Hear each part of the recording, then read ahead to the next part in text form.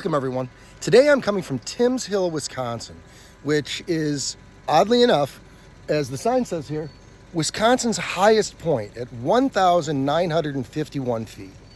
Now, why is it that this just mound in the middle of north central Wisconsin is the highest point?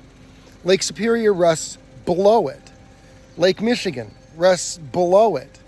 But there's little, as you'll see from the top of this hill, that really seems to distinguish it as any sort of mountain. In fact, the fastest rise in Wisconsin, I believe, is Rib Mountain. And Rib Mountain is it's a peak of granite that comes right out of the ground.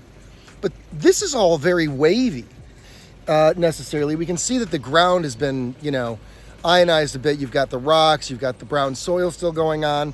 But other than that, it's just a kind of hilly joint like this. So on this report, we're going to go up on the top. We're going to look at some of the points around us, and then we'll get this report online for you. All right, hang on. One of the really interesting parts about the highest point in the state of Wisconsin is that right next to it is this lake, and it's a pretty decent sized lake, just sort of carved out of the whole thing. And since we know that lakes are usually formed through ionization of the surface, the surface was pulled up and it's probably on the moon at this point. It still begs the question, right? What does this lake have to do with the mountain right behind me, or the hill anyway?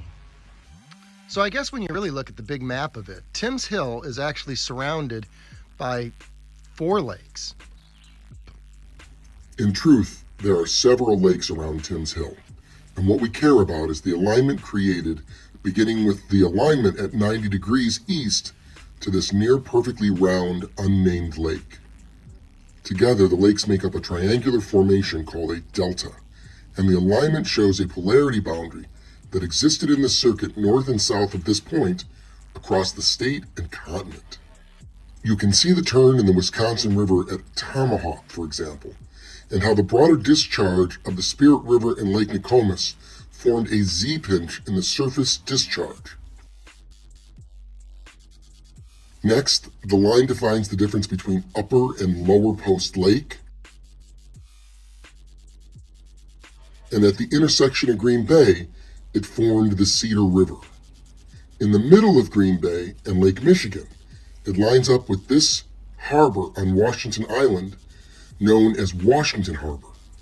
And by the time we reach Michigan, although we drift north a bit, it is nearly perfectly aligned with Little Traverse Bay. And this dynamic continues across North America. From up here on top at the tower, we can really see the valley out ahead of us. And in some of the shots that I'll show you here, you can see that, the farming that they've done has cleared the land, and it's got that same general rolling slope you find in many other parts of Wisconsin south of here. There was no mountain build up here like there was in Rib Mountain. In fact, Timms Hill, the tallest point in Wisconsin, is about 27 miles north of the 45-degree line, separating the equator and the North Pole. And Rib Mountain happens to be just about 5 miles south of it. And so 5 miles south is the fastest rise in a mountain, and 27 miles north is, what can only be described as the slowest rise to the tallest point in the state of Wisconsin, which happens to be just a few feet taller than Rib Mountain.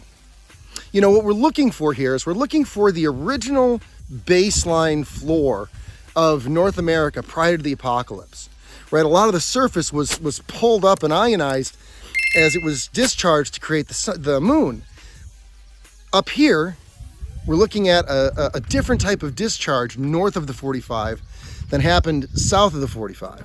And so this is a really interesting place for us to be looking at the dynamic between these 2 points, both of which make up some portion of the Thunderbird. So I'm going to take and throw some more pictures on here, but I hope you enjoy my field visit. And do come to Timms Hill. It is really beautiful up here, especially at 6:30 in the morning when you're not supposed to be here. Peace out, everyone.